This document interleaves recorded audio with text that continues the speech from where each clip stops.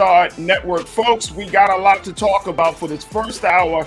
Let's talk a little bit about what's going on with this recent invasion of Russian forces into the country of Ukraine. We'll bring you up to speed on some of the latest developments with this situation and what President Biden has to say, all while keeping in mind of the implications and the impact that it's going to make us here in America. We'll have that conversation. Also, we'll talk about how a father is now under charges for instructing his 4-year-old to shoot at police in Utah. Man, oh man, we'll have that discussion. And then later, how the Interior Department is now doing its part to bring equality by removing some derogatory names of that offended Native American women from federal land and property. We'll have all of that and a whole lot more, of course, with the Culture Crew. So stay with us. It's all happening on today's edition of The Culture right here on the Black Star Network. Let's go.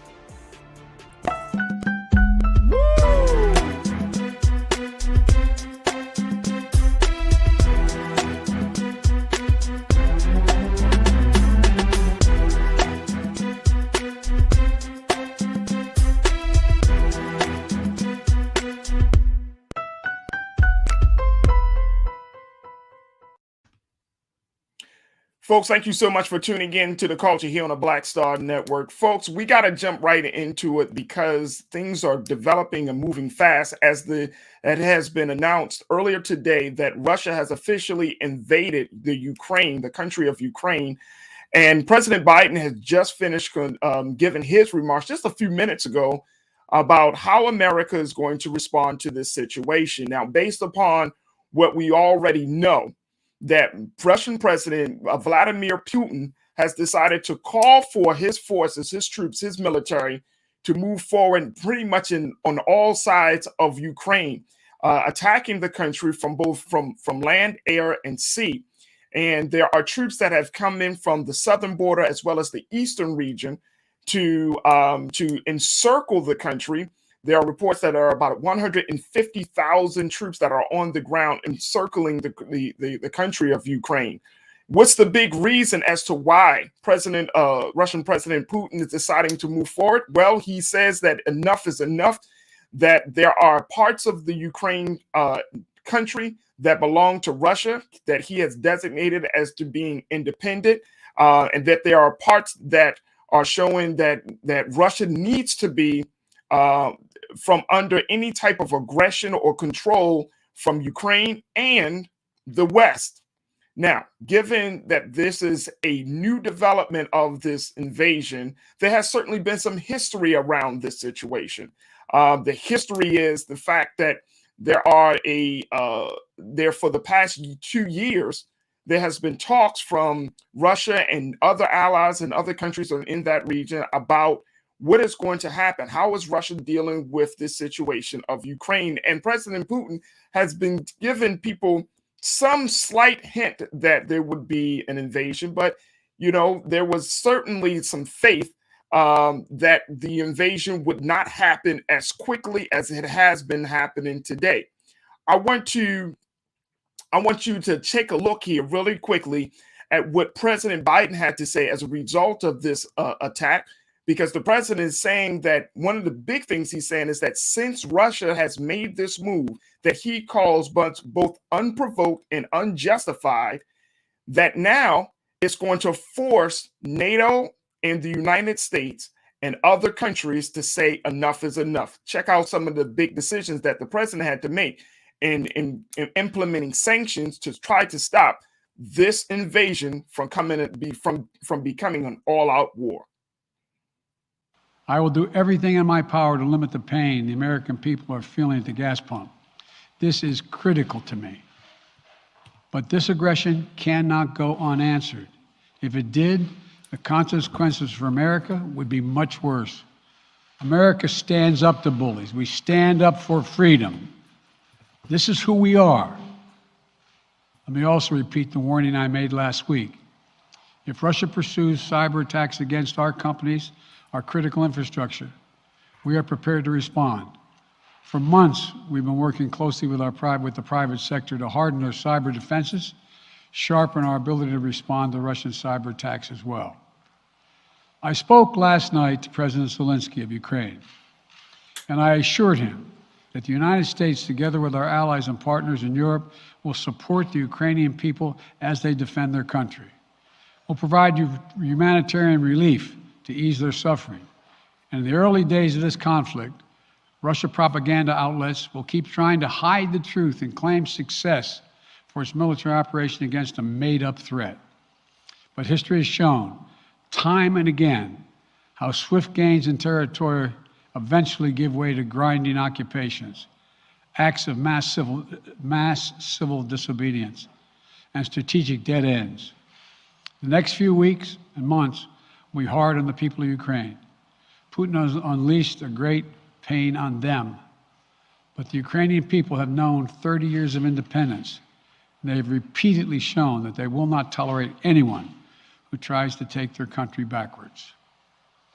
This is a dangerous moment for all of Europe, for the freedom around the world. Putin has committed an assault on the very principles that uphold the global peace. But now, the entire world sees clearly what Putin and his Kremlin allies are really all about. This was never about a genuine security concerns on their part. It was always about naked aggression, about Putin's desire for empire by any means necessary, by bullying Russia's neighbors through coercion and corruption, by changing borders by force, and ultimately by choosing a war without a cause. Putin's actions betray his sinister vision for the future of our world, one where nations take what they want by force. But it is a vision that the United States and freedom-loving nations everywhere will oppose with every tool of our considerable power. The United States and our allies and partners will emerge from this stronger, more united, more determined, and more purposeful. And Putin's aggression against Ukraine will end up costing Russia dearly, economically and strategically. We will make sure of that. Putin will be a pariah on the international stage. Any nation that countenances Russia's naked aggression against Ukraine will be stained by association. When the history of this era is written, Putin's choice to make a totally unjustifiable war on Ukraine will have left Russia weaker and the rest of the world stronger. Liberty, democracy, human dignity, these are the forces far more powerful than fear and oppression. They cannot be extinguished by tyrants like Putin and his armies. They cannot be erased from people's hearts and hopes by any amount of violence and intimidation. They endure.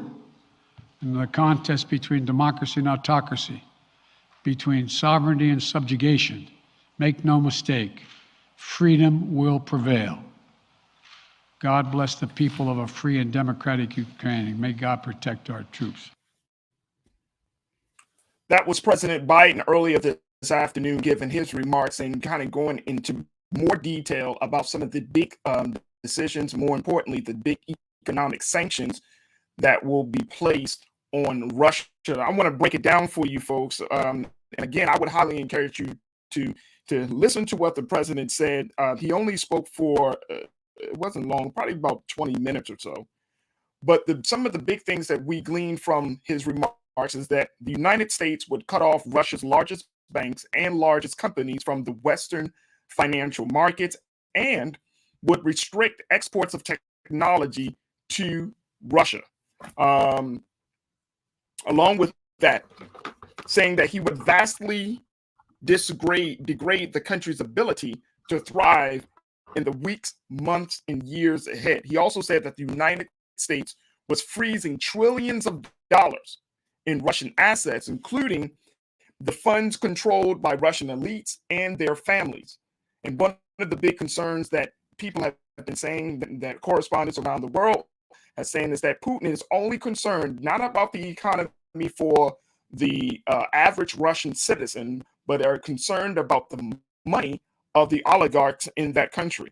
So the president is saying that the United States was freezing trillions of dollars, including the funds controlled by Russian elites and their families, making them pay for what he calls a premeditated attack against a free nation in Europe.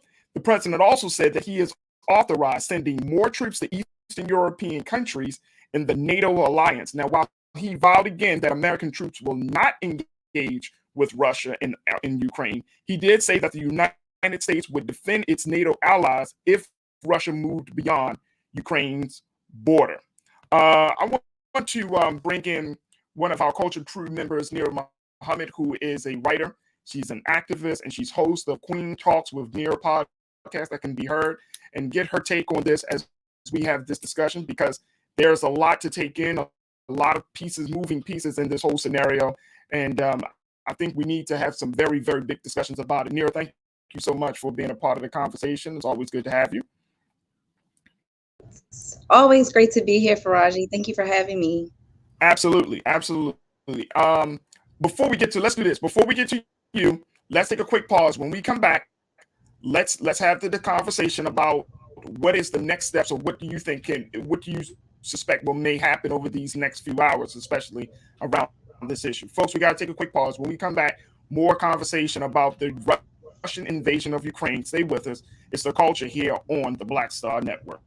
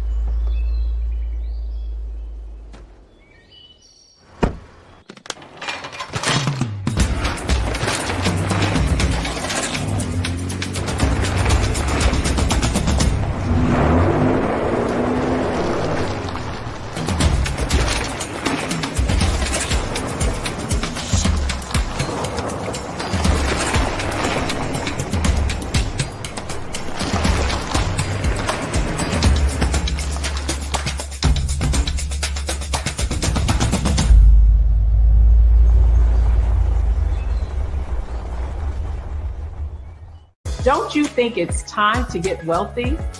I'm Deborah Owens, America's Wealth Coach, and my new show on the Black Star Network focuses on the things your financial advisor or bank isn't telling you. So watch Get Wealthy on the Black Star Network.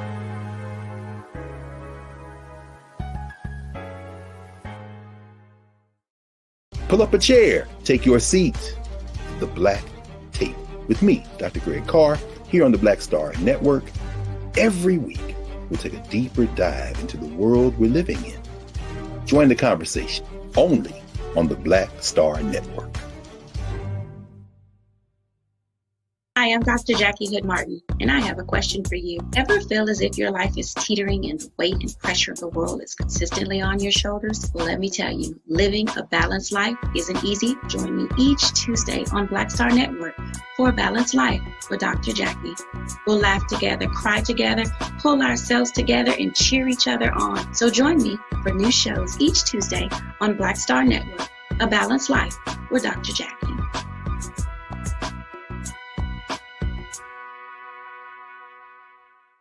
Folks, Black Star Network is here. Oh, no punches! I'm real revolutionary right now. Support this man, Black Media. He makes sure that our stories are told. Thank you for being the voice of Black America, Roland. Stay black. I love y'all. All momentum we have now, we have to keep this going. The video looks phenomenal. See, this difference between Black Star Network and Black-owned media and something like CNN. You can't be Black-owned media and be scared. It's time to be smart. Bring your eyeballs home. You dig?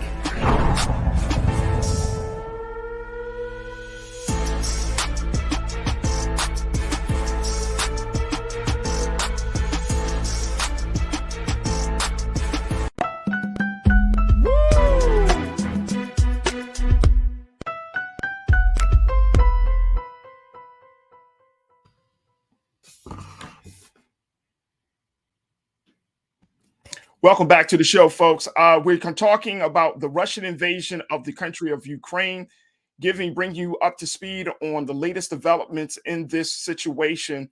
There are a number of moving parts, and what we've heard earlier today was President Biden vowing that something will be done. The United States will not sit idly by.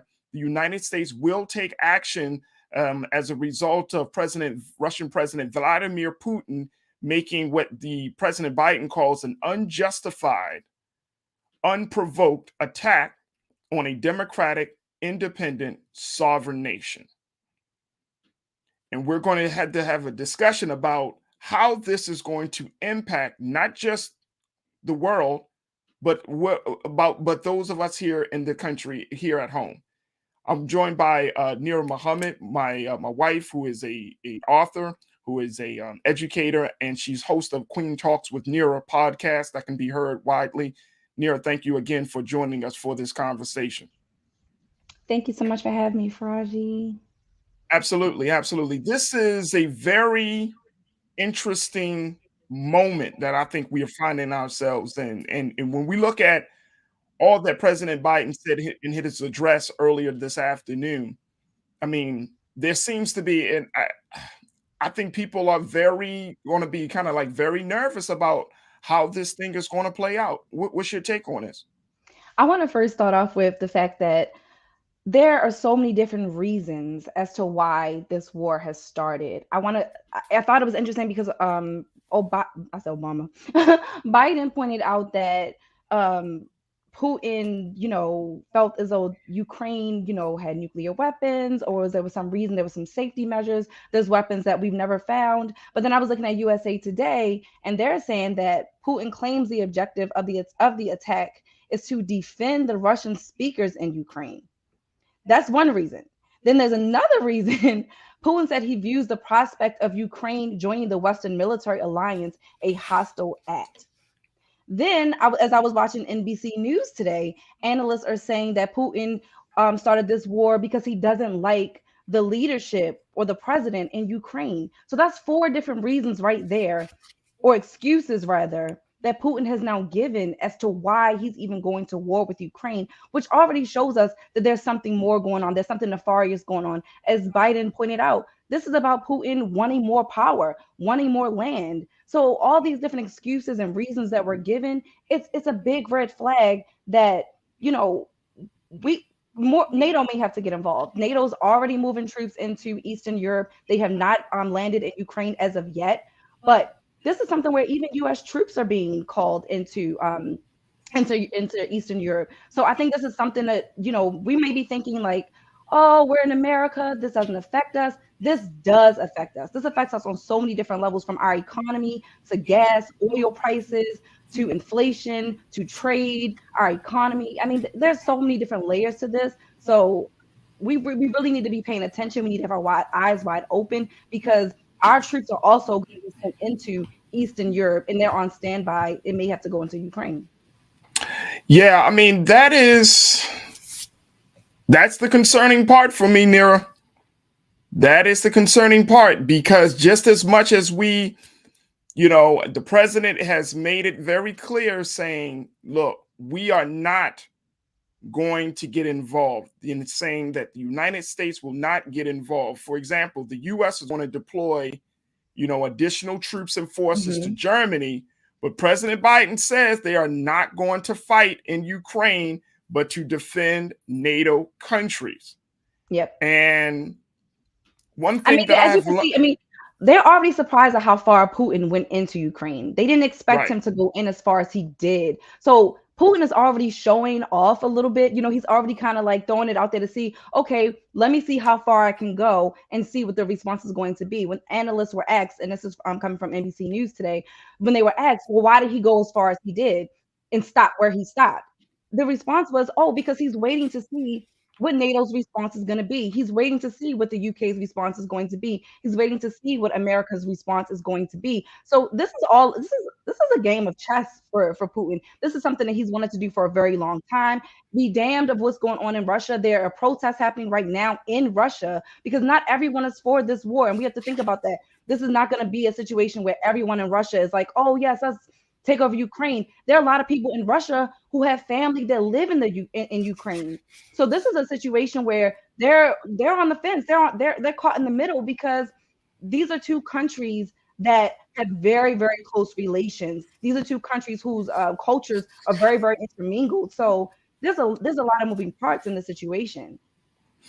Neil, what do you take from the fact that, and I agree with you, there are a lot of moving parts, but what do you take from how this whole how President Biden is handling this situation? And again, this is constantly evolving, and we know that things can certainly change, but the president is really, instead of sending troops, he's cutting off money. He's cutting off financial institutions. He's already said that he's cutting off Russia's largest financial institution, which is the Cyberbank, and 25 of subsidies from the U.S. financial system. Mm-hmm. I mentioned that, he's planning to freeze the assets, the trillions of dollars worth of assets to elite Russian families. Do you think that's enough to stop the bombs from dropping? Absolutely not. Someone was actually just asked this question, and they just pointed out that Putin has a lot of gold. A lot of the people that are backing Putin has a lot of gold. They have a lot of money. They don't care at this point. Right now, they don't care. And also SWIFT, which is a big part of Biden was asked, why is SWIFT not being cut off? If you don't know what SWIFT is, it's pretty much like Venmo for the world. It's a way of trading money. It helps the economy. It's not going to happen. The UK is saying they're not for cutting off SWIFT. Why? Because that will negatively impact their economy. So when you have a situation where there are a lot of countries or a lot of our people that are part of our countries that are part of our alliance and a part of NATO, that are saying, hey, we can't cut this off because a lot of our economy, including China, is wrapped up in Russia. So that's something that we have to look at. I think that Russia expected these changes to come. I think they expected America to respond in the ways they did. So I think we're going to have to be a little bit more aggressive. Yeah, I think we're going to have to be very, very aggressive. But I think my biggest concern is when we're talking about cutting Russia off on money, the other big concern is, of course, the cyber attacks. Mm-hmm. The cyber attacks are very real. We saw Russia's power back in the 2016 election. We saw it again in the 2020 election, when the cyber attacks were at its height. And we know that Facebook and social media has played a huge role, and unbeknownst to them, that they were used as tools for Russia to infiltrate, to put out various messages that were for President Trump and in other places. So the cyber attacks are real. And when the president, I know he said it in his press conference today that he's going to get to the bottom of the cyber attacks, that he's going to deal with that issue. But he's not as concerned because he feels confident about the money. But the cyber attacks, how concerned should we be about cyber attacks at this point? I mean, cyber attacks are a real thing. Right now, the cyber attacks are happening in the Ukraine, even down to the school systems. So when you think about, people are like, okay, well, it's not money. It may not be the banking system. But when you think about the disruption of even the school system, that's pretty scary, because that's when you start to get into the day-to-day lives of even children. So if they're, taking it that far to disrupt school systems, we should be worried. We definitely should be worried. I will say social media has, in some cases, been playing a positive role in what's going on, because I just learned today that TikTok has been very, very, and I mean, just like the people of Ukraine, the everyday citizens have been really capturing what's going on the ground and posting to TikTok. Yeah. I just found out that TikTok is actually now the #1 social media platform in the world. I did not know that. So I do think there are negatives and positives to social media. I think a lot of social justice movements have gotten off the ground thanks to social media. So, in some ways, we know social media can be a gift and a curse, but right now it's looking like TikTok is being very helpful, because it's helping us to really see what's actually happening. And it's from the perspective of the actual citizens. Absolutely. Absolutely. Folks, we're going to take another pause. When we come back, more conversations about this attack in Ukraine by Russia. I'm going to share with you some more of your I wanted to share with you some more of your comments about this situation. And we're going to continue to have our discussion with Culture crew member Neil Muhammad. So stay with us. A lot coming at you for the second 30 of the Culture right here on the Black Star Network. We'll be right back.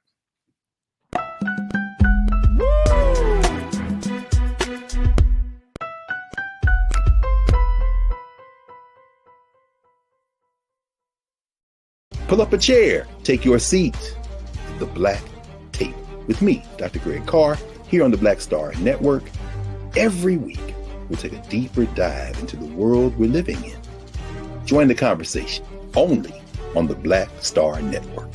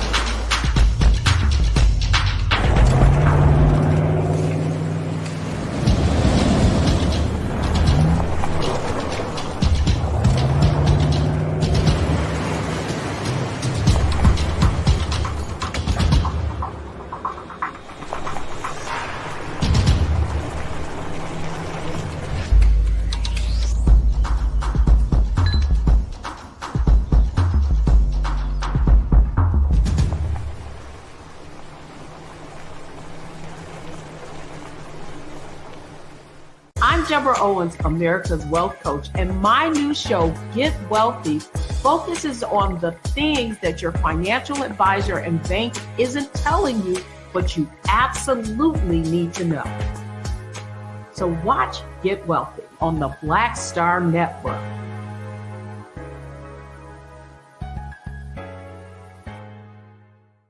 Folks, Black Star Network is here. Oh, no punches! I'm real revolutionary right now. Support this man, Black Media. He makes sure that our stories are told. Thank you for being the voice of Black America, Roland. Stay black. I love y'all. All momentum we have now, we have to keep this going. The video looks phenomenal. See, there's a difference between Black Star Network and Black-owned media and something like CNN. You can't be Black-owned media and be scared. It's time to be smart. Bring your eyeballs home. You dig?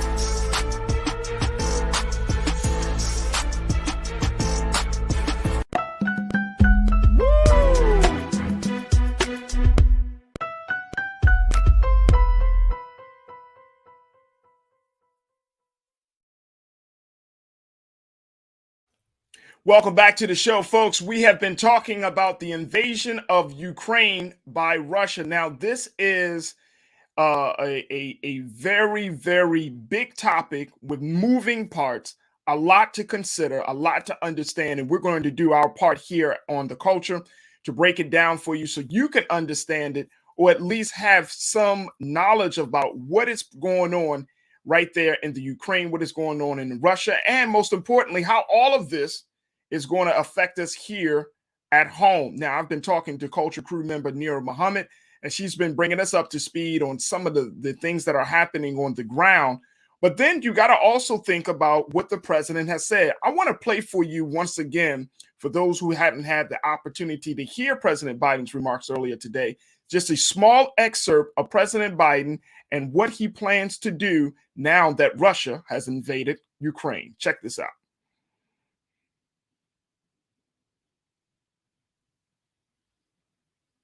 Pump. This is critical to me. But this aggression cannot go unanswered. If it did, the consequences for America would be much worse. America stands up to bullies. We stand up for freedom. This is who we are. Let me also repeat the warning I made last week. If Russia pursues cyber attacks against our companies, our critical infrastructure, we are prepared to respond. For months, we've been working closely with the private sector to harden our cyber defenses, sharpen our ability to respond to Russian cyber attacks as well. I spoke last night to President Zelensky of Ukraine, and I assured him that the United States, together with our allies and partners in Europe, will support the Ukrainian people as they defend their country. We'll provide humanitarian relief to ease their suffering. And in the early days of this conflict, Russia propaganda outlets will keep trying to hide the truth and claim success for its military operation against a made-up threat. But history has shown, time and again, how swift gains in territory eventually give way to grinding occupations, acts of mass civil disobedience, and strategic dead ends. The next few weeks and months will be hard on the people of Ukraine. Putin has unleashed a great pain on them, but the Ukrainian people have known 30 years of independence. They have repeatedly shown that they will not tolerate anyone who tries to take their country backwards. This is a dangerous moment for all of Europe, for the freedom around the world. Putin has committed an assault on the very principles that uphold the global peace. But now, the entire world sees clearly what Putin and his Kremlin allies are really all about. This was never about a genuine security concerns on their part. It was always about naked aggression, about Putin's desire for empire by any means necessary, by bullying Russia's neighbors through coercion and corruption, by changing borders by force, and ultimately by choosing a war without a cause.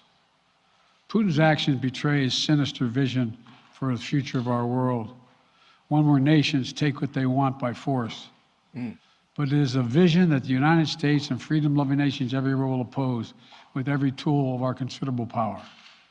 The United States and our allies and partners will emerge from this stronger, more united, more determined, and more purposeful. And Putin's aggression against Ukraine will end up costing Russia dearly, economically and strategically. We will make sure of that. Putin will be a pariah on the international stage. Any nation that countenances Russia's naked aggression against Ukraine will be stained by association. When the history of this era is written, Putin's choice to make a totally unjustifiable war on Ukraine will have left Russia weaker and the rest of the world stronger. Liberty, democracy, human dignity, these are the forces far more powerful than fear and oppression. They cannot be extinguished by tyrants like Putin and his armies. They cannot be erased by from people's hearts and hopes by any amount of violence and intimidation. They endure. In the contest between democracy and autocracy, between sovereignty and subjugation, make no mistake, freedom will prevail. God bless the people of a free and democratic Ukraine. May God protect our troops. That was just some of the remarks given by President Biden earlier this afternoon in response to the invasion. I want to share, and I want to go back to Culture Crew member Nir Muhammad to get her take on, just what the president said. Nira, the president is taking a hardcore stance at it. I mean, we talked a little bit about, the cutoff from financial institutions, but one of the big things that sticks out for me in that excerpt was the fact that he said, that any country that is associated with Russia will be stained. Mm-hmm. Then he took a historical perspective and saying that you siding with Putin at this point is going to be basically, he's saying like you're going to be on the wrong side of history. Mm-hmm. Is it too early to have this part of to say that? Is that premature, or is this setting up an antagonizing situation where the United States may be dragged into another world war? I don't think that it's too bold to say. I think it's a situation where it is what it is. You will have a stain on your country if you go into backing Putin. At this point, Putin regards Ukraine and Russia as inseparable, one people, a single whole. That's the whole purpose of this. He simply wants Ukraine to be dependent in one nation with Russia. That is not a reason to invade a country. This is about power. This is not about, a fear that the Ukraine is going to hurt Russia. No, they're not. They're simply wanting independence of Russia. Russia doesn't want that. And they're saying, okay, well, I'm going to move right in. It's giving me Kanye and Kim vibes. I mean, seriously.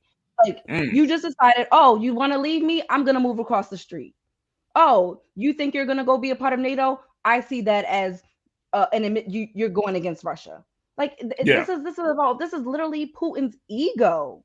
This is about you not wanting Ukraine to be independent of Russia. That's not a reason to disrupt so many lives. There are millions of people trying to flee the Ukraine. There are people literally sleeping in subway stations in the Ukraine for safety. This is absolutely insane. For you to Yeah. just say, "Oh, we're one country, we're one nation. That's it. Oh, you don't want to be one nation with us? We're going to invade." I mean, come on. Yeah, I think that's part of, and we can just take a look at these images, folks. This is bombing from early this morning. 5 o'clock in the morning. Take a look at this. It gives me, if anybody remember the whole quote unquote shock and awe campaign when America went into Iraq. Y'all remember that? It was just like it was like before sunrise. I remember reporters saying on TV that there were so many bombs and so many flares and so many explosions, the light was lit up like the sun had already risen. So it gives me, I mean, war is never a pretty situation, because once those bombs drop, somebody's life is being taken, somebody's home is being destroyed. Casualties already. There have are been a number of casualties. We don't have those casualties. exact numbers. Absolutely. And I'm going to pull up those numbers. But the other part of this, and this is something that I think we need to put out there, dear, is the fact that there are a number of thousands of protesters have already taken to the streets and squares of major Russian cities, from Moscow and other cities across the region, to protest the fact that President Putin was wrong to make such a decision, and to wake up to the fact that their government is bombing a country that they have seen and have been told is a quote unquote brotherly country, a brotherly nation. And at those protests, protesters have been met with major resistance by Russian law enforcement, Russian police, and people are pushing back, and they're just in a state of shock. Russians, and I'm saying the average Russian citizens, according to the reports, are in a state of shock. Young Russian citizens are saying, what in the world is going on? And protesters are becoming the enemy to the Russian government. Again, it gives me when I heard about the protesters, it made me think about when President Trump was in office and he decided to walk across the street to take that infamous picture of him holding the Bible in front of that church in DC across the street from the White House.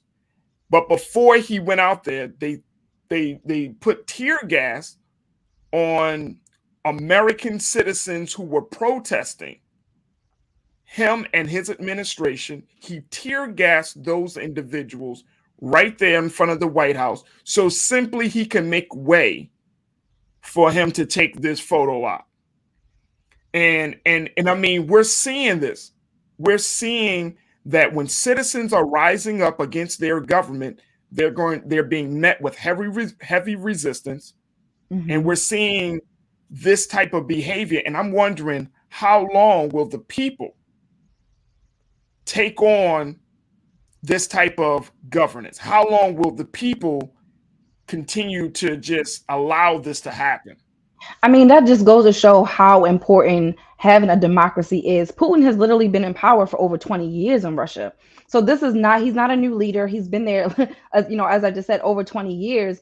And so this may push Russia into, a civil war. I mean, we don't know at this point. It's too early to say. But yes, there is a lot of resistance from the Russian people, because they're saying, again, we don't want this war. I just was listening about a mother and a daughter who live in Moscow. Her husband and family members live in the Ukraine, and they can't get to their family right now. So this is a situation where a lot of people from the Ukraine and from Russia are very much so connected. They are family, they are friends, they are neighbors. They have a strong connection. They share a lot of the strong culture. But that does not mean, Putin, that just because you share a culture, that it's like, oh, if you're not going to be with us, we're just going to destroy you completely. We'll just completely take over. That is not the way that, democracy works. And so we probably will see a change come out of Russia in the near future. We may not, but that is something to think about, because the people are saying this is not what we want, and Putin is saying, I don't care, this is what I want. So and you know what? And this is, this is part of the reason why. And I understand the president. I really do understand the president for wanting to protect Ukraine, which is a NATO ally, to wanting to be there. Mm-hmm. But you and I both know, you study history, you read, you have researched this stuff. You and I both know, in order for any country to go to war, you must have the political will of the people behind that decision. Farajii, if anyone has ever studied the Romanovs, in the last czars of Russia, this is giving me those type of vibes. The people, it's like Nicholas did not listen to the people. He listened to his uncle. He didn't want to listen to his advisors who were telling him this is not what the people of Russia want. The people of Russia are not to play with. When they are tired and when they are fed up, and I'm talking about from history, when they're fed up with even their own government, they will take action.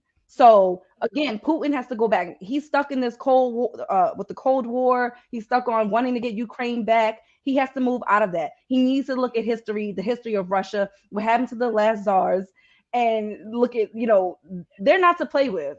These are people who, they love their country. Their patriotism is very, very strong in Russia. Putin is not making his citizens happy. And so again, just looking at history, I think that he should be taking more into account what his people want. Absolutely. I want to go to some of these comments there so people can understand, and people that have been a part of this chat. And I'm looking at our YouTube chat, and folks continue to post your comments, and we're continuing to have this discussion. Ken checked in and said, prepare for gas prices to spiral out of control. Hyperinflation is coming, people. And we haven't even talked about that. We haven't talked about it's already happening. Right. It's already happening. And here's the thing. Yeah. Here's the thing, that America, when it comes in terms of producing oil, America, we're one of the top 3 areas, the top 3 countries for producing oil. It's America, it's Saudi Arabia, it's actually Russia. Mm-hmm. Russia is there, folks. As of right now, everybody knows this, and it's been reported today. Market has gone down. Oil prices about to go up. So regardless of what part of when oil prices go up, when oil prices go up, we have to think about how many other systems that affects. We've already been talking about the price of food going up. I believe the company that owns like Kellogg's, what is that company called? The big the company that owns like Kellogg's and a bunch of other organizations, Capri Suns, so many things that we buy and we put in our kids' lunch boxes every single day. We just got a notification that the cost of all those items are going up. So you go to the store now, there are juice boxes that I can't even find. The shelves are bare, and you have to think about how that affects things getting delivered. A lot of these things will take a lot of big trucks, a lot of trucking companies. If oil prices are going up, that also affects how quickly things are getting to, your local supermarket. You have to think about how that also affects our economy. So again, American citizens, we may be thinking, oh, this is happening in Russia, this is happening in the Ukraine. This does not affect us. It does. It affects us down to what you are putting in your child's lunchbox and how much you are spending on the food that you eat, how much money you're spending on the gas that you put in your car. This affects us on so many different levels. We have to stay woke, for lack of better words, because again, these things are trickling down to the very things that we use every single day. A10 Warthog says American kids going to defend someone else's border, and Democrats are just fine with that. Meanwhile, on the southern United States border, COVID pouring in. I don't know what that means, because COVID is coming from everywhere. So I'm not sure what that means, A10. But the fact of American kids going to defend someone else's border, that is something that the president has said that is not planning to happen as of yet. I mean, of course, in any warlike situation, folks, or any war, things change rapidly. Decisions are made. One decision is made today, another one can be made 12 hours from now. Y'all know it like that. I know it. Nira knows it. We know that. So we really do have to be prepared for the unexpected. Hardboy said, look, the U.S. always sticks its nose in everybody's business and World War III would be on U.S. hands, keep in mind the media lie and only show a half-biased side of the news to ignite the flame. Nira, I want to get to you, and I'm Hardboy, I appreciate you saying that, because I do think it's important that in 2022 that we are very cognizant and intentional about where we get our news from, what sources we use. We have to be intentional about making sure that we do, if you see something posted on social media, that you fact check that that story. How do we make sure that in the midst of all of this news and quote unquote, that we don't become victims of propaganda, we don't become victims of lies, and then we start acting on those lies and propaganda? Oh my goodness, it's the same thing that I tell my students. Anytime you're looking up something or you're learning something new, you always cross-reference it. You never, ever, ever use simply one source. You always cross-reference it. Personally, I don't like to cross-reference with just two sources. I like to go into 3 to 5, but I'm a Virgo and I'm a kind of an overachiever. So when I go down that rabbit hole of research, I really go down that rabbit hole. But you really do have to look at some of those more reputable news sources. If you're looking at a news source that, you know, it could be just an op-ed, it could be an opinion piece, that's something to think about. Who's given this op-ed? Who's given this opinion? Why does their opinion matter? It could, you know, this could just be someone sitting in their living room just making up stuff and spreading, you know, propaganda, or it could be a journalist whose research is on the ground running and they're giving you a firsthand you know, op-ed about what they're seeing on the ground. So again, you have to look at your sources. You have to check. I personally like to use like USA Today. There are a lot of different sources that you can use. But again, I like to use the more reputable ones. And I also like to use multiple different ones. I don't ever just look at one source and take what they say as face value. You have to check multiple sources.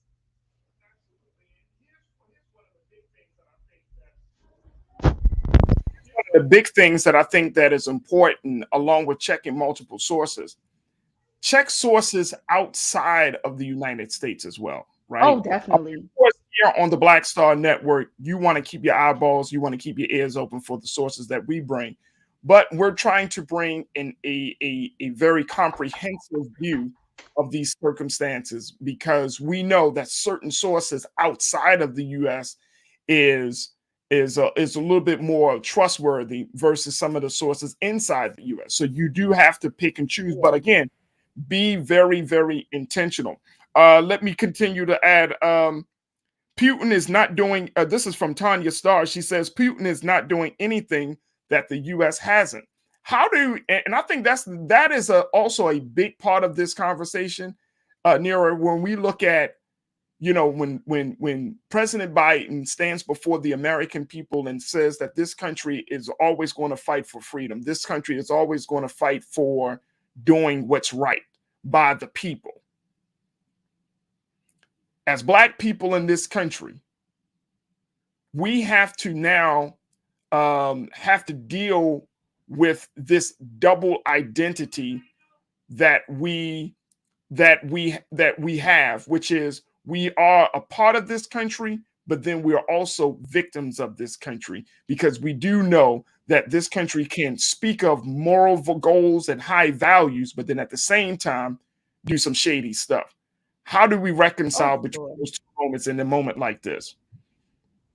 I mean, we have to look at it and take it for face value. We know the horrors of our country, we know the history of our country, but that is not what's on the table right now. That is not the issue that is at hand at this moment. I think that we have to spread a little bit of humanity as well.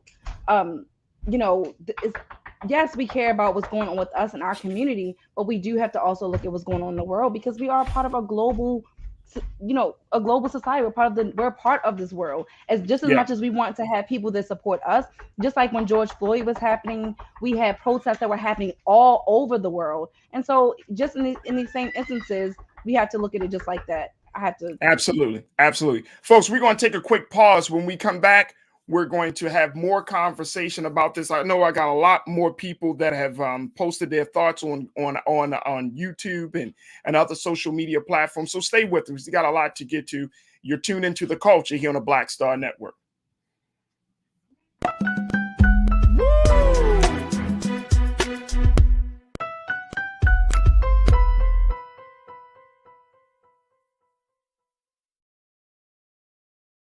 Don't you think it's time to get wealthy?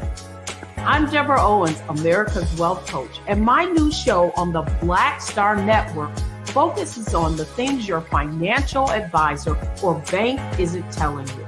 So watch Get Wealthy on the Black Star Network.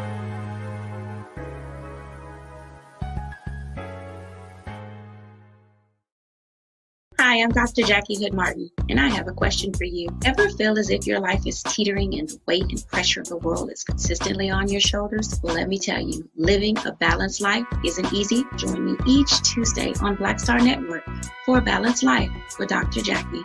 We'll laugh together, cry together, pull ourselves together, and cheer each other on. So join me for new shows each Tuesday on Black Star Network, A Balanced Life with Dr. Jackie.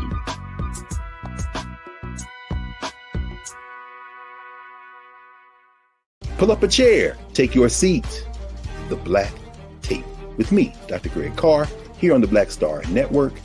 Every week, we'll take a deeper dive into the world we're living in. Join the conversation only on the Black Star Network.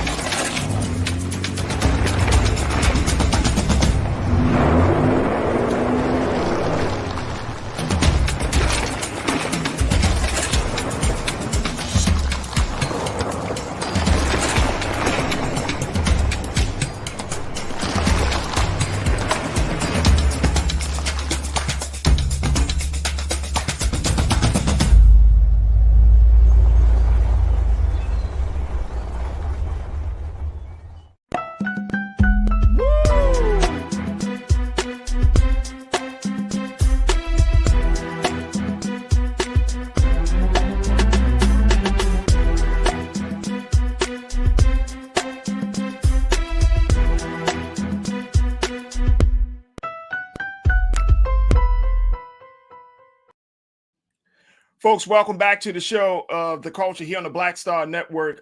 For the second hour, we want to continue to have our conversation about this very, very important and big situation of Russia invading the Ukraine and what this means for us here back at home in America. We've been talking to Culture Crew member Nir Muhammad, and now we're going to be joined by Dr. Gerald Horne, who serves as a professor at the University of Houston.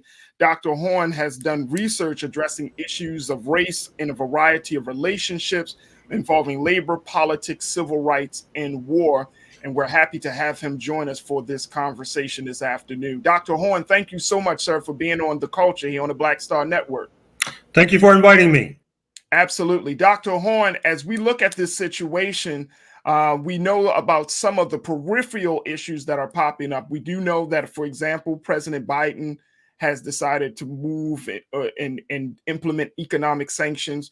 We also know that there have been protesters on the streets of Moscow and in other parts of Russia. We also know that the Ukrainian people are suffering, a number of casualties, and that the bombs are still dropping. But I think the big question mark of this whole conversation, Dr. Horne, is what does this all mean for us here back at home, especially when you have an America that is so divided already politically? Well, I think the country will be divided even further. What does it mean for the people in the United States? Well, first of all, our tax dollars are going for arms that are being shipped as we speak to the Ukraine, which is equivalent to throwing gasoline on the fire. And there is a distinct possibility that this conflict will not simply be limited to a conflict between Ukraine and Russia. Recall that what helped to trigger this controversy is the fact that Moscow objected to the possibility that Ukraine would join the US-dominated North Atlantic Treaty Organization, NATO. Likewise, Moscow objected to the fact that there are U.S. missiles surrounding Russia, and they wanted those missiles pulled back. Just like in 1962, the United States threatened to blow up the world because the Soviet Union had placed missiles in Cuba. The world almost was blown up, and we're in an analogous situation today as we speak. So, Dr. Horne, given that this is actually a relationship, and I feel like at any time there is a war that happens in any parts of the world, the United States has its hand in it in some way, shape, or form. With these economic sanctions, with the direction that the President Biden is taking, do you foresee that it will just stop there, or are we going to be dragged into another war? Well, another war is a distinct possibility, but this may be the mother of all wars because we're talking about two nuclear armed forces, Moscow on the one hand, Washington on the other. But even if a war does not take place, I think you also need to bring into focus the giant that is lurking off screen. I'm speaking of the People's Republic of China. I think that if we survive this crisis, future historians will well ask, how was it that Washington, beginning with Obama and Hillary Rodham Clinton and continuing with Biden, kept talking about a pivot to Asia and confronting China, which by some measures has a larger economy than that of the United States, but yet somehow Washington keeps getting detoured and now is bogged down on this Ukraine-Russia border, which means that if things go in this direction, China might be the ultimate beneficiary of this conflict. And how significant is that? Can you break that down for our watchers, Dr. Horne? How significant is it that we make sure that China stays in a place that benefits the United States? How significant is that? Well, even before this conflict, it's possible to say that is not in the cards, I'm afraid to say. Sometimes it's difficult to reverse the tides of history. Recall that this week marks the 50th anniversary of Richard M. Nixon, the then U.S. president's journey to China, where he helped to effectuate an anti-Moscow coalition with China. And in return, China received massive foreign direct investment from the United States. Entire manufacturing plants floated across the Pacific that has now created this juggernaut. As noted, even before the crisis of today, it was unclear if the United States would be able to reverse that particular trend.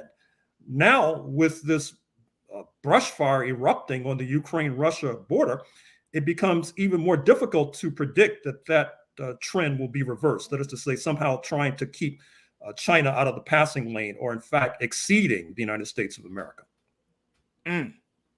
And with that, I mean, because for some of us may know that the relationship between the United States and China is a very close relationship. We're getting everything from products and services. And, you know, like you're saying, China has actual ownership in this country. And so, you know, the question was asked, I remember, to President Biden earlier today, and after his remarks, you know, he was asked, Mr. President, will you try to convince China to not get involved? And he said, I can't speak to that right now.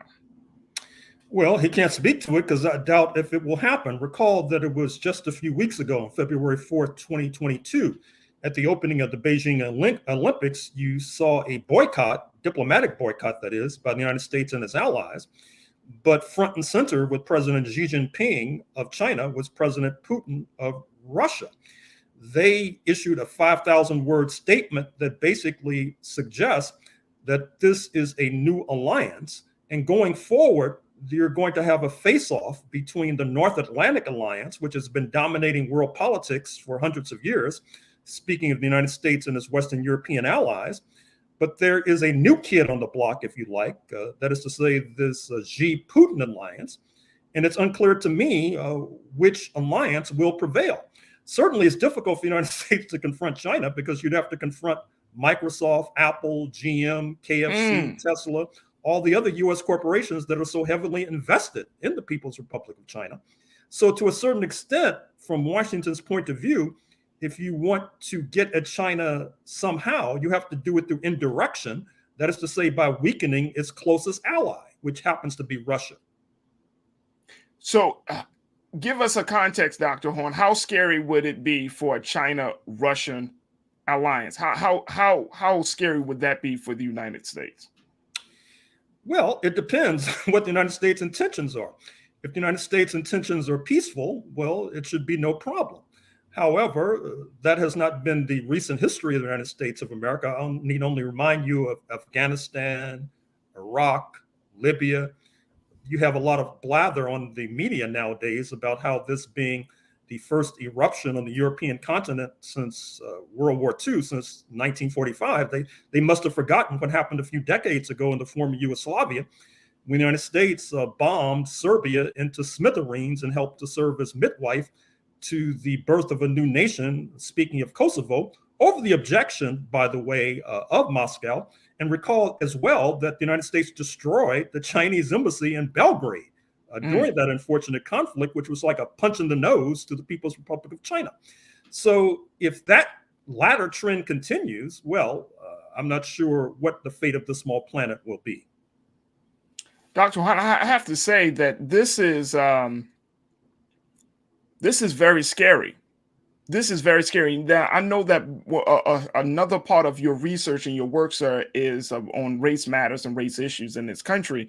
And I'm wondering, where do Black people fit into this? Where do minorities of this country fit into this larger situation? If America decides to move forward with some sort of military action, we know that there are a number of Black and brown and my other minorities that will be caught up into this situation.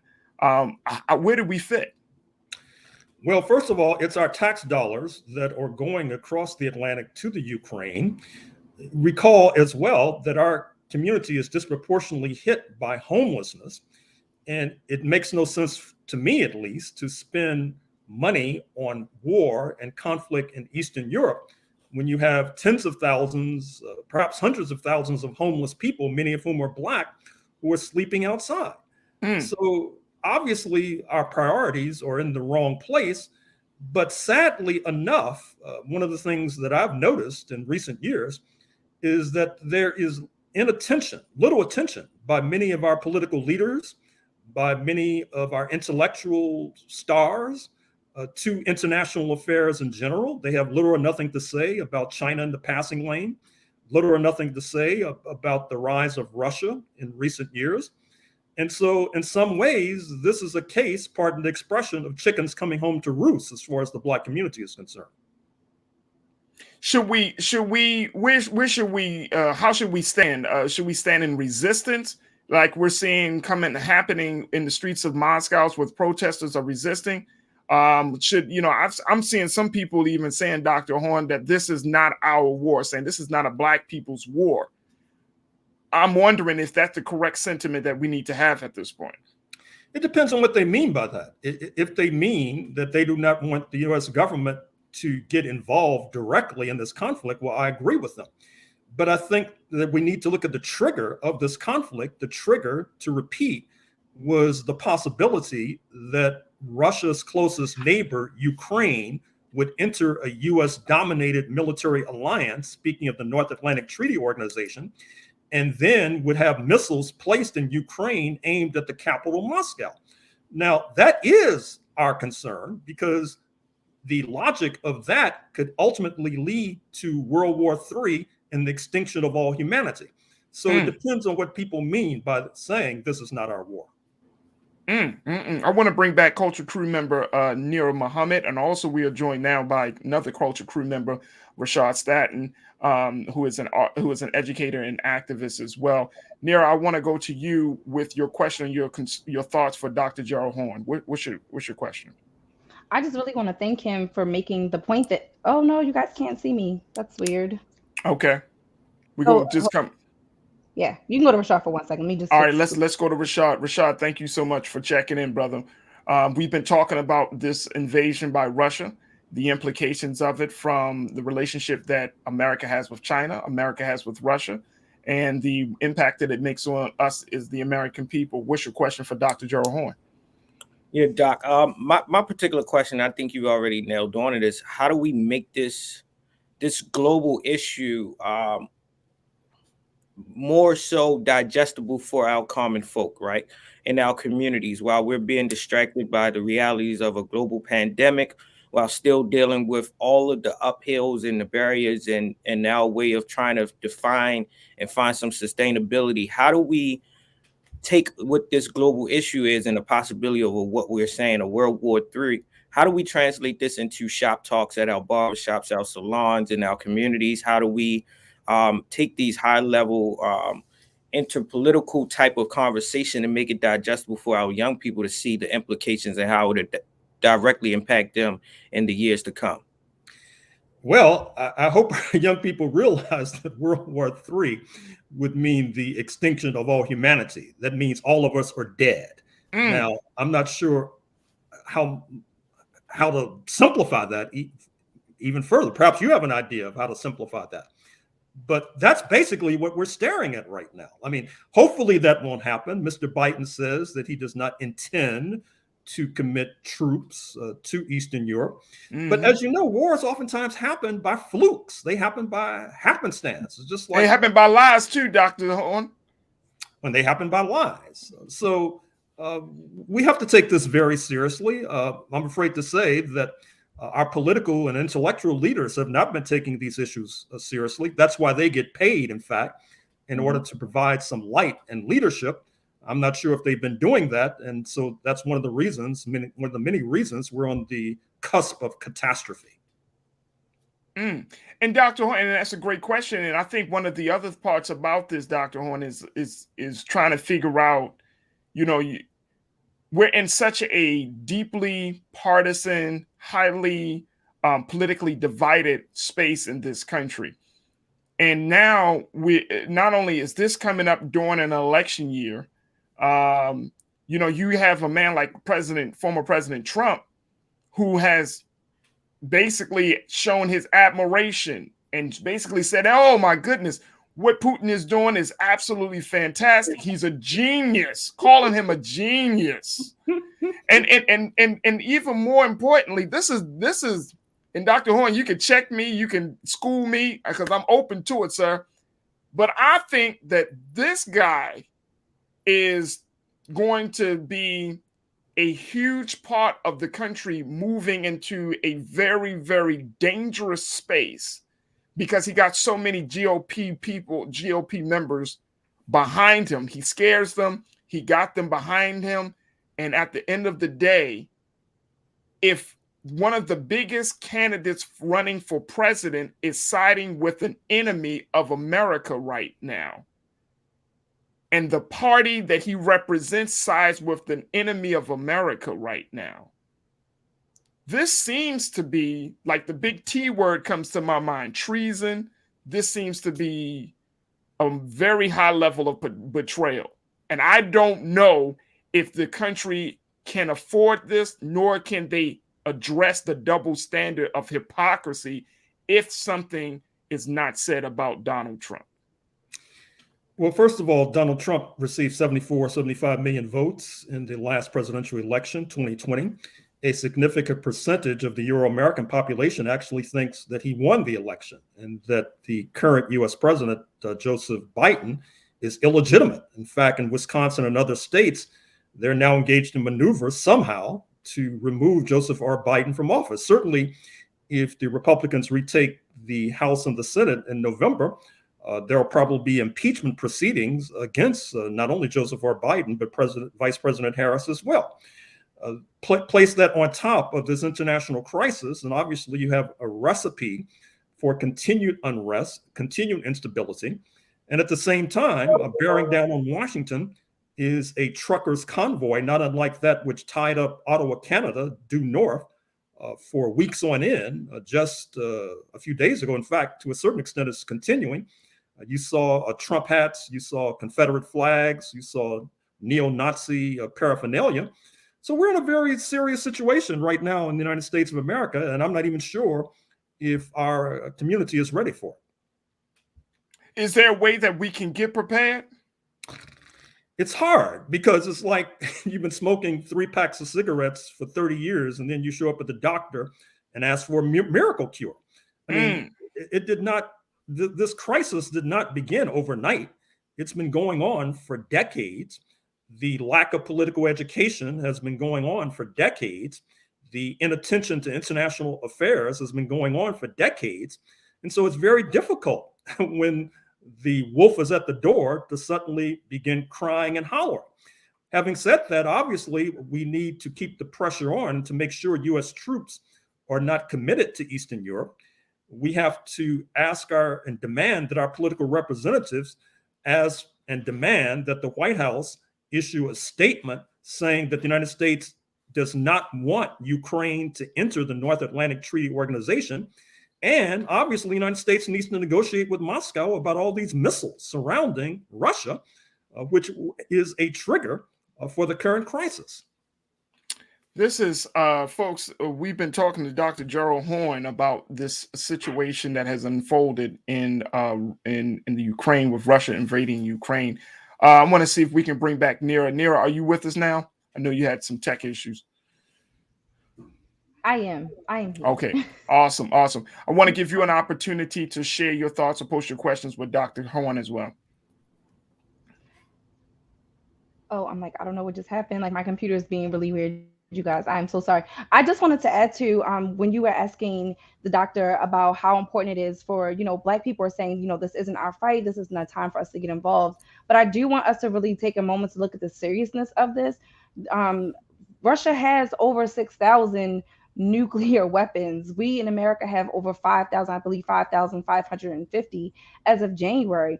As he mentioned, if we go to a nuclear war, this is very serious for us. This is like Don't Look Up, the movie. Like, this really could destroy humanity. So while we may say, oh, this isn't a Black or fight, this is not about color. This is about humanity. This is about the human race. So again, a nuclear war would be disastrous for all of mankind. So we got to stop always thinking about things as being Black or white and really look at what this means for us. And again, this war, as I mentioned earlier in the conversation, has trickled down to even our pockets. So we may not feel like we're directly impacted by this, but if you drive a car and you have to put gas in it, you're impacted. If you go to the grocery store and you buy groceries, which I'm pretty sure most of us do, you are impacted. Anytime our economy is affected by the larger global economy, you are impacted. So we have to get out of this thinking that we can live in these little bubbles and that, what's happening in the rest of the world doesn't affect us when it does. Dr. Horne, can you speak to that about the fact of, putting it in black and white terms and in terms of the people, that this is a human rights issue, not just a black and white issue, and more importantly, that our livelihoods are going to be upended because of this move across the waters? Well, Sister Nira is right on. I mean, obviously, gasoline prices at the pump are going up. I saw a headline the other day that said it's over $6 a gallon in Los Angeles as we speak. Russia is a major energy producer. You might have noticed that as of this moment, the Europeans, who are heavily dependent upon Russian natural gas and Russian petroleum, have not put sanctions on those two sectors. If they are compelled to do so, I could easily see the price of gasoline a gallon at the pump going up to $7, $8 a gallon. And obviously, if you drive a car, that's going to impact you. Even if you don't drive a car, it ties into what buses, public transportation has to pay for their fuel. It ties into what airplanes have to pay for their fuel. There is one unitary market with regard to natural gas. In these waning days of winter, if you heat your home by oil or natural gas, you may have to pay more. I mean, I think that this idea that you can sort of blockade a good deal of the world and say it's not a Black issue, that's the sort of thinking that's led us to the brink of the catastrophe in the first instance and needs to be done away with right now, full stop. I'm in awe, sir. I'm really in awe, Dr. Horne, because, at the end of the day, I think that a lot of us, we're in a time where we're not just conversations, but when we see these type of events happening in the world around us, we don't take enough time to say, wait a minute, hold up. Everything else gets muddled into it. We're worrying about entertainment stuff. We're worrying about sports stuff. We're worried about all of these other things. But when a situation like this is right there front and center, and I think to Rashad's point, was said earlier, we're not paying attention. We're not paying attention. And I'm seeing some of the responses from your early remarks, and one of our viewers and watchers say, well, can we really say World War III? Is this just kind of clickbait that we're using such a language for? You're laughing.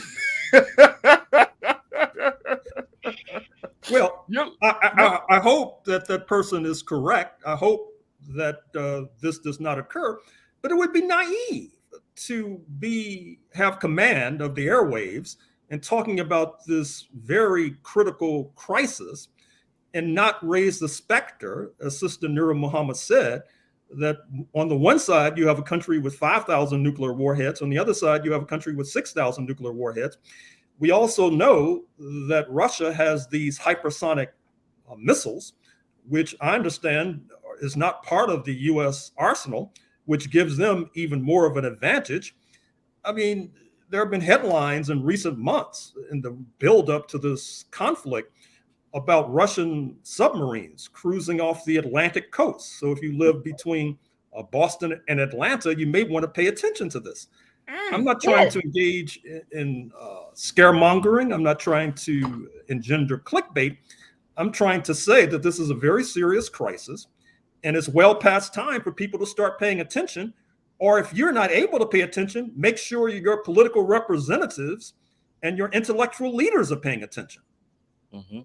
Farajii, I'm sorry. That just brought me to the thought. Oh my gosh, now I've lost my thought, Farajii. OMG. I was like, oh no, let me back up. Let me not say anything. But I mean, this is very serious when you talk about the fact that they did not even expect Putin to invade as soon as he did. This is what analysts are saying. They didn't expect him to invade as soon as he did. They thought that this was months, in advance. They were like, what? This is happening already? So again, we can be naive and we can say, oh, World War III is not going to happen. But again, this is a country, a nation that has over 6,000 nuclear weapons and that are saying to the rest of the world, don't get involved. This is between Ukraine and I. For Putin to even use that language, this man is not backing down. He's serious. And we have to take it serious before it's too late. Rashad, what's your take on this? And that's a good point. Rashad, what's your take, sir? No, I agree with everything that Dr. Horne has said and Sister Nura Muhammad has said as well. I think that this conversation is critical. It's timely. I love the fact that we are making it make sense and using plain language in those that are not as politically informed, because it is an issue, and the fact that it is being diluted through other things. And the work that I do across the city with young people and young adults is that it is being muzzled by the other things that are streaming on their timelines that are not being lifted up through algorithms and other things that attest to people's interests, right, in their capacity to stay focused on what is of the higher order.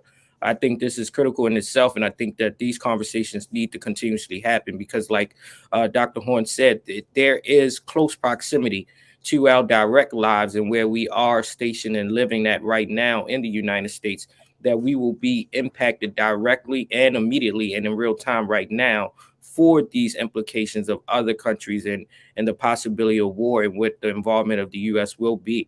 Again, like we said in previous conversations, that politics needs to be made simple to the fact that we all understand what is being pieced out at the tables, right? Because we're all at this table for some reason. But if we're not aware of what we're dieting and what's on the menu, then we look up.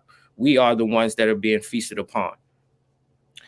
And that's one of the big things I think, Rashad, that we all have to kind of keep in mind is that, you have a generation of folks that are not politically savvy. They don't understand the foreign policy. And Dr. Horne, when people are listening to our discussion today, I'm sure that many people are asking the question, well, what do I do?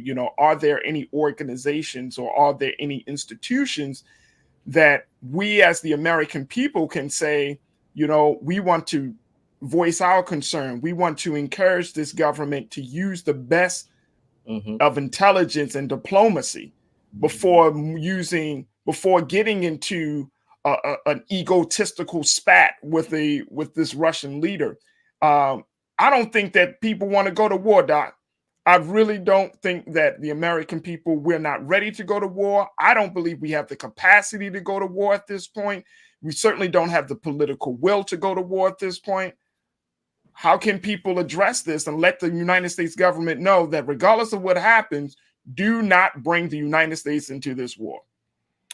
Well, your point is well taken. What we're doing on the air right now is a gigantic step forward, but obviously this discussion we're having needs to be replicated and duplicated in student unions and student organizations and tenant associations and labor unions in particular, because labor unions in this country are a sleeping giant. There are more Black people who are members of labor unions than civil rights organizations.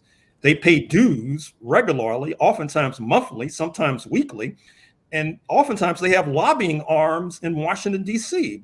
But unfortunately, oftentimes they do not address foreign policy, or if they do address foreign policy, they take the wrong position. So we have a lot of work to do, and I'm happy that you've invited me into this important discussion, and I certainly look forward to speaking with your audience again. Dr. Gerald Horne, we are so happy and we're thankful that you've taken time out of your busy schedule to talk to us, to give us some insight and to give us some guidance on how to move forward with having this conversation, and most importantly, some of the big things we need to look out for. So Dr. Horne, thank you so much, sir, for your time. We truly appreciate it. Thank you for inviting me. Absolutely. Folks, we're going to take a quick pause. When we come back, more conversation. Stay with us. It's The Culture here only on the Black Star Network.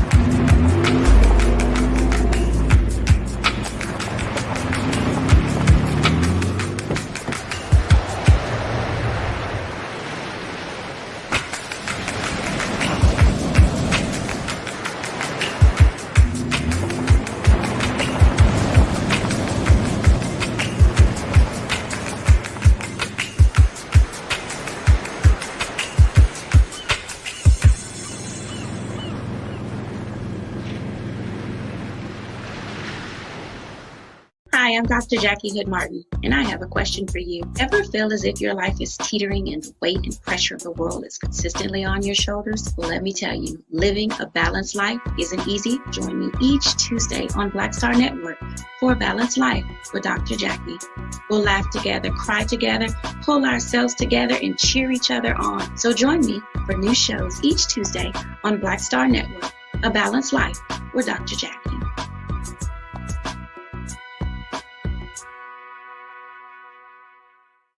Pull up a chair, take your seat. The Black Tape with me, Dr. Greg Carr, here on the Black Star Network.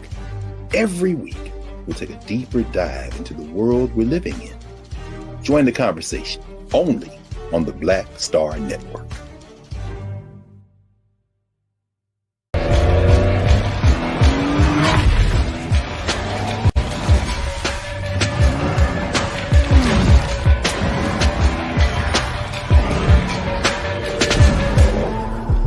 Folks, Black Star Network is here. Hold no punches. I'm real revolutionary right now. Support this man, Black Media. He makes sure that our stories are told.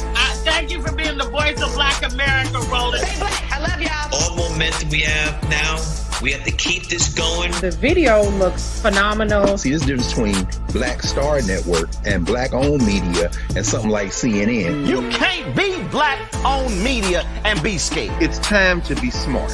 Bring your eyeballs home. You dig?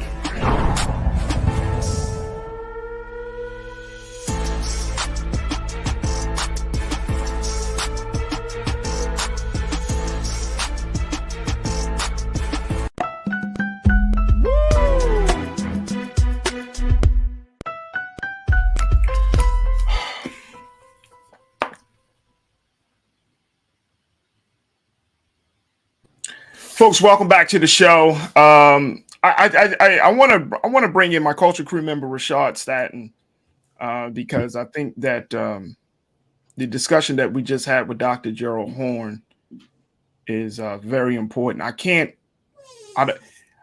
want us to move on to another story, but I just feel, Rashad, that that people understand the severity of the situation. And, we just can't. I know it's very easy. Let's also bring back culture crew member Nira Muhammad. I know it's very easy, crew, for us to act as if certain things are not happening, right? But I just can't help but to feel like this doesn't feel like a controlled situation. Correct. This feels like, Rashad, this feels like a situation that can go left, like real quick, real quick, unexpectedly, real fast. And as I see people chatting on our YouTube page and on our Facebook page, and people are, talking about the history of these countries and these nations and the relationships and the dynamics of power, I'm not too sure if this situation is going to really stay calm enough where America will not be pulled in.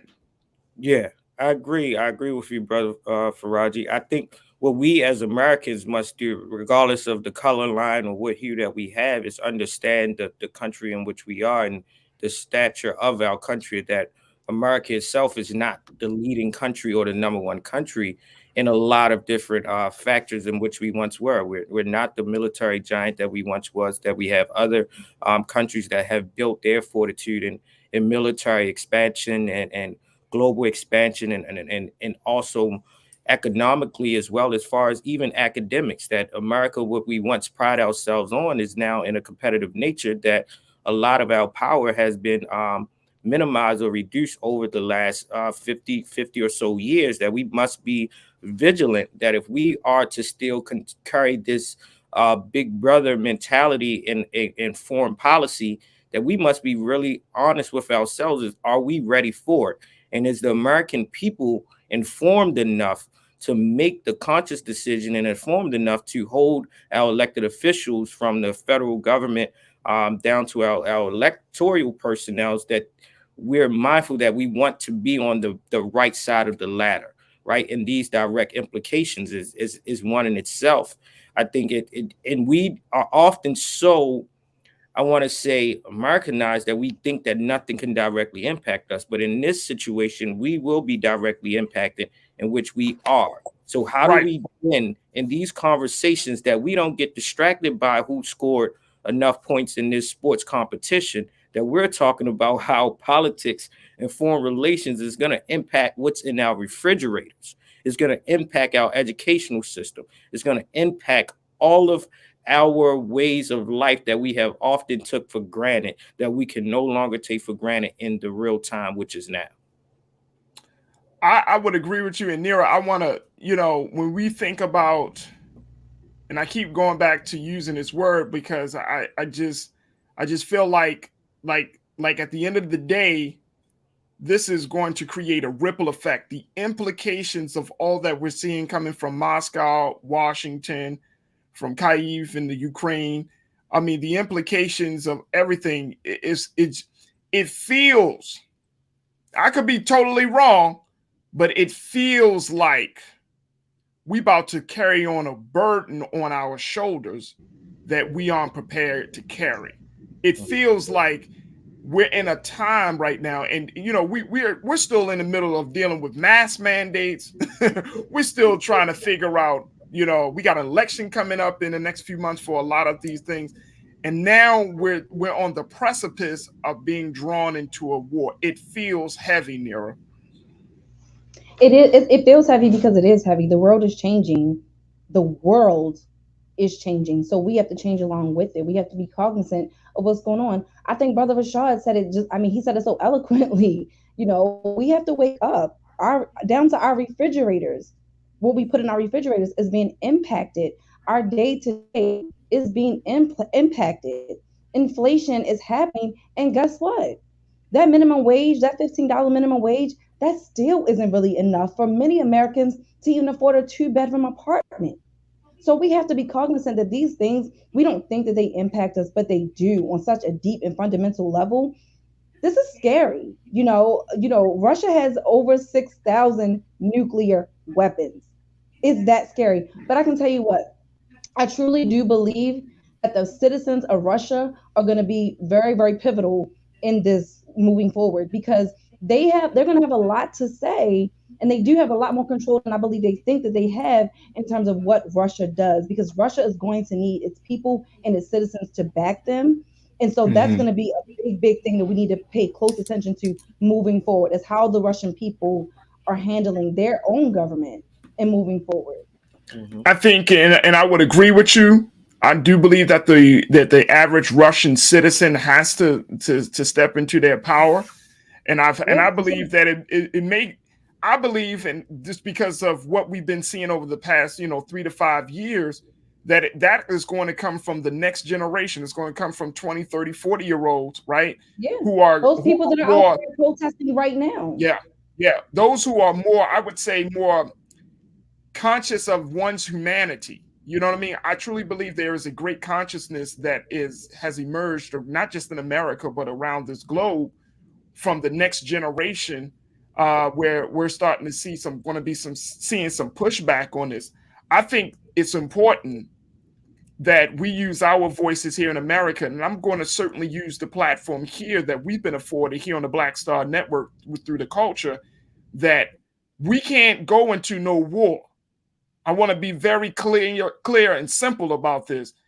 America, we cannot go into war dealing with this situation. And if we don't raise the voice, if we don't become the chorus of resistance in this situation, I feel like, once again, we're going to be lied to. We're going to be taken advantage of. Propaganda is going to be used. Farajii, let me give you some data. We can't go to war. Let me give you some data real quick, though. When it comes to nuclear warheads, Russia stands at 6,255. The U.S. 5,550. Then guess what? After us, that's China. They only have 350. So we're the only nation that's even close to being able to fight against Russia. Just looking at the numbers in terms of nuclear warheads, no other nation even comes close. Look at that. 6,255 for Russia, 5,550 for the U.S., and then in third place is China with only 350. But it's a concern. No one else has even. I mean, they still are have almost 1,000 more than what we have, and then as Dr. Horne mentioned, they have a little bit more advanced technology than what we have. But we're only chance though. Like in terms of nuclear weaponry, the U.S. is the only one who's even coming close to what Russia has built up. Well, let's add to this. Let's add to this very quickly, Nara, because you bring it up absolutely valid point. Let's add to that. Let's add to the fact that we are also a part of a culture of ignorance, where when information comes out, we automatically are becoming very skeptical, regardless of what the source may be. Let's add to the fact that we believe we know better, so that we can't be taught, we can't be enlightened, we can't be educated about anything, right? There's this culture that we have to penetrate to even get things started. We're still dealing with a culture, like I said earlier, we're fighting over mask mandates and all of those other things. And I'm not talking about all of that right now, but I'm just talking about the culture where it is hard to get people to think sanely about a situation as severe as war. Even though we know it's serious. But you got to connect the dots to people, like, gas prices, food costs, education, technology with the cyber attacks. You got to help people connect the dots because the culture of ignorance is so pervasive in this country that we don't and we can't see through it. We can't see over it, can't see past it. Go ahead, Rashad. That's the concern that I have, though, bro. That's the concern that I really have. My exact same sentiments of uncertainty and not being in a space of comfortability to this larger matter that's going to directly impact humanity is one that I can only speak to my lived experience in the proximity of me. But I know for certain that I wasn't introduced to foreign policy and education until I got to college, right? And that in itself is a privilege, and that itself that attests to exposure and accessibility, right? So even if we're going through historical analysis and understanding history and its implications, we're taught governmental structures, but then do we understand governmental structures as it connects to foreign policy and how those relationships and things work? That when we sit down and we talking to our peers and we're speaking into our communities, our folks are uninformed because it's not a part of our everyday structures, societies, and how we've been educated, which then means it's a conversation that goes over a lot of people's heads. And it's a conversation that I don't have time for because I once never been informed of it and how it directly impacts us. But that is a space where we don't have time to go back. How do we ramp it up now to make it make sense for the folks right here? And I think that we are actually doing our part, and we can consistently do a part in this because it's not going anywhere. And what we all know is that a war doesn't end overnight, and the implications are not going to be there directly in real time, but they will foster consequences for generations to come, right? And I think that is the most scariest and uncertain part, that is in a space where we're being indoctrinated with so many different things that we cannot pinpoint what if of certain urgency right now, while we are always being distracted to things that really don't matter at all. A celebrity, we can't have a celebrity go in this time to tell us what to do. We can't offer the fact that we want our athletes to be our role models. No, this is an issue that deals with our intellects, our academia, our elected officials, and the powers that be that often a lot of people around in our neighborhoods and from our grandparents to our great-grandparents can't recognize the names of these larger entities that are controlling the global market. And you want to add to that, Rashad? And Nira, this is something that I know that is important and valuable to you, is what Dr. Horne said, getting your intellectuals to get on board with this. I mean, we see all of this is happening. We're having this conversation. But when we get, and this is like, we got to bring the intellectuals, the Black intelligentsia, has to be a part of the conversation about war and the impact that it will have on Black and brown and minority communities in this country, right? Like Black people leadership, like Dr. Horne talked about, civil rights institutions, your NAACP, your Urban League. Minister Farrakhan is going to be speaking this weekend for Savior's Day.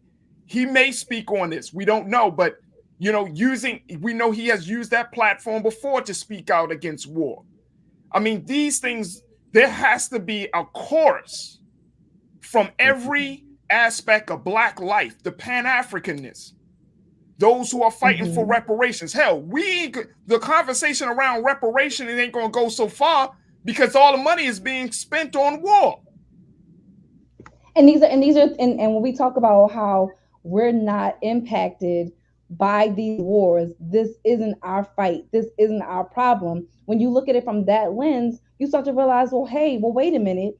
If the money is going to war, then how can we have a conversation of reparations? So we are directly impacted by these issues. We can pretend that we aren't all that we want to, and I gotta say, we've been a little bit spoiled because we've been in a war with Afghanistan for God, how many years? 20 years.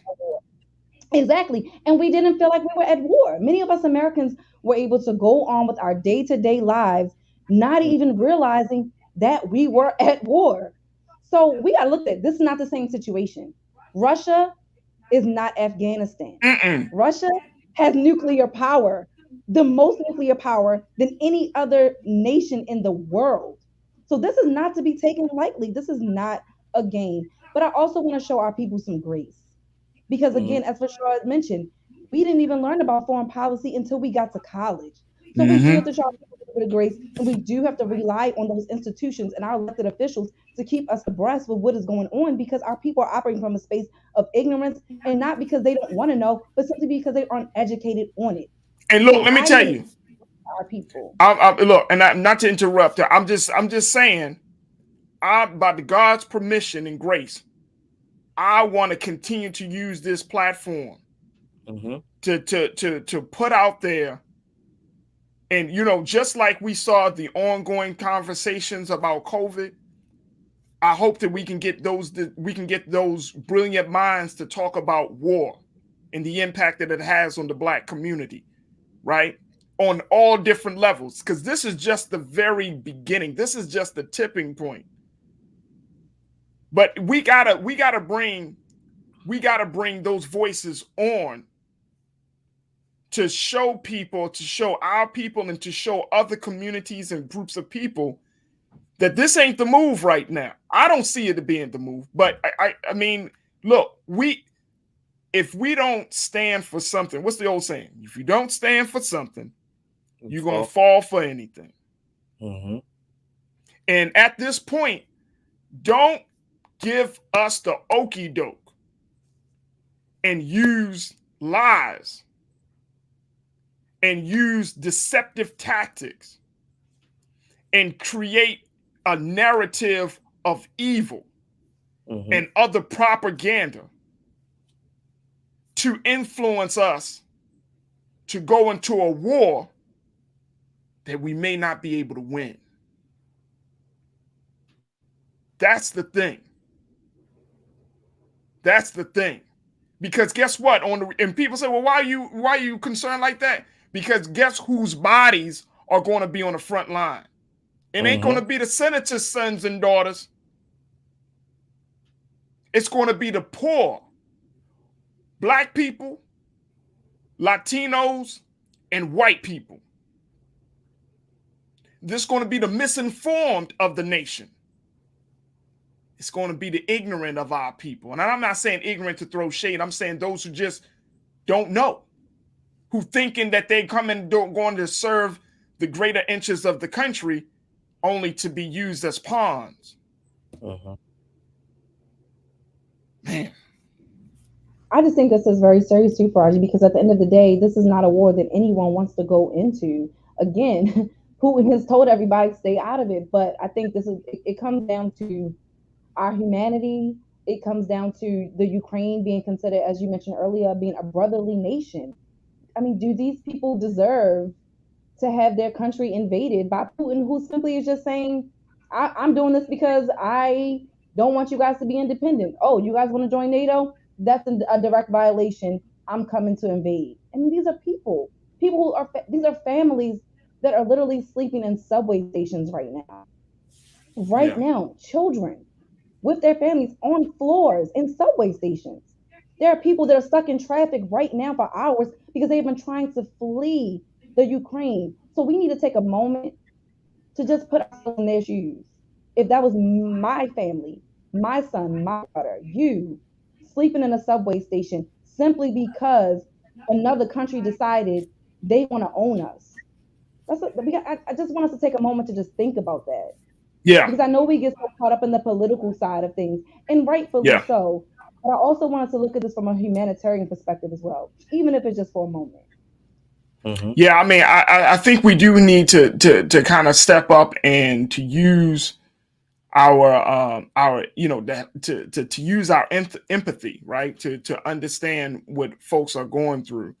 And for me, Rashad, it's not about the color of your skin. You know, I think, you know, we all have been what's the word? Educated, for lack of a better word, right? About the trials and the struggles and the tribulations of Black people in this country. Each one of us here, we know that. But then when you start to look at the struggle of Black people, and then you learn about the struggle of other people, your struggle of Black people should not prevent you from feeling the pain of other people. Yeah. You know, this conversation reminds me. I always say it's nothing new under the sun. It seems in a space of now of the war in Vietnam, right? When we had our actual intellects, our civil rights leaders, our athletes all taking a firm stance, and it was an unconventional and an unorthodox stance at that time because they tried to call them treasons, a fact of treason for not going in the favor with that leadership of the country wanted at the time, but understood the humanity of what we were dealing with on our own soil to understand the humanity of the implications if we were to invade others and cause that same war. And I think what we need now is that same type of leadership, that same type of approach of speaking outside of just ourselves, but speaking on the whole larger picture. That no, this war in itself will have implications, and we're still living through the implications of the Vietnam War, right? Come on, brother. Understanding that while we're still dealing with the loss of billions of people from our Afghanistan war through our invasion when we went into Iran and the other things, that do we really have the capacity, the bandwidth, and the humanity to still deal with this and going into war when we're dealing in a global pandemic, in a fight that, yes, America has to have a role, but do we take it into a role of military weaponry? That may not be our stance. That may not be the most advantageous way in a space where we just don't have it as a people. And like you said, maybe this conversation is something that will be resolved with a next generation that is ideal towards humanity itself. Mm-hmm. But the old guard approach in the way in the world is now, one of the two got to give. Because at this point, we are continuously being bombarded and pulled in polar opposite directions that no one has a clarity on what the world will look like tomorrow. To wake up today and that the bombing of the airport in itself being on my timeline just mad. Come on, brother. It went straight into prayer, right? And this was not a prayer for me, but this was a prayer for the world, right? Because this is a world issue. And this is a world issue, brother. And Rashad, I couldn't agree with you more, dear brother, because you know, at the end of the day, man, like we know suffering firsthand as Black people, right? And I mean, nearer to your point, you imagine waking up and you hearing bombs over your house, man. Or I mean, seriously, look at these images. At the end of 5 o'clock in the morning. Like, and you know what I mean? Imagine if you're waking up for prayer, for meditation, for yoga, and you hearing bombs over your home, man. All because of a lust, an inordinate lust for power. I mean, this thing gets so deep. And it's not just a political, like you said, Nira, it's not just a political thing, but it's also in the thinking of an individual who believes that, you know what, I can go in and I can destroy. And this is it. And look, we can talk about we are one sovereign. We are one land. But see, check this out. For him to even say that, it's like you're delusional. And but here's the thing, though. The thing is, that same mind existed in the United States of America. Mm-hmm. United States of America, Farajii. You see what I'm saying? Africa. You see what I'm saying? All of Africa was literally broken up, and no leader from Africa was in the room at the table. So this is not something new. Rashad, you know, you can attest to that too. The colonization of Africa. This is what Europe does, though. Mm-hmm. This is what Europe does. Europe decides, I want this piece of land. I'm gonna take it. This is not new. How do you think America became America? Mm-hmm. They decided to invade this land. They decided we're going to take it from the native people, and they did. If you look at Africa, you can literally look at a map of Africa, and you can see which parts of Africa were broken up and taken by which country. They literally had sat at a table where all the figureheads from around the world sat down and discussed Africa with not one African leader in that room. Not one. And they took it. And look, and can we bring it up, dear? Can we bring it up to modern times? France still owes money. Can we, and exactly, and let's bring it up to modern times, because this is and just to add to what you're saying to that history. Remember when America went into, and this is look, folks. So I know this is getting to be a deep situation. We got a few moments left in the show, but do y'all remember how the neocons of this country talked about the Middle Eastern region, and how they were planning to go into the Middle East and destroy Saddam Hussein. They destroyed America destroyed and killed Muammar Gaddafi, and set the circumstances. They didn't kill him, but they created the circumstances. And I mean, see how they gone into the Middle East and just disrupted the the Muslims' way of life in the Middle East. We seen that, you said, in Africa. We've seen Nicaragua. We've seen Nicaragua. We've seen it down in South America. Black community. And look, and come on. Let's talk about the fact of the move bombing of in Philadelphia back in 1985, I believe. And they still trying to regain and restore. Farajii, you could break this joint down. I mean, we're breaking this thing down because we could talk about Rosewood. We could talk about all of that. Black communities that have been destroyed.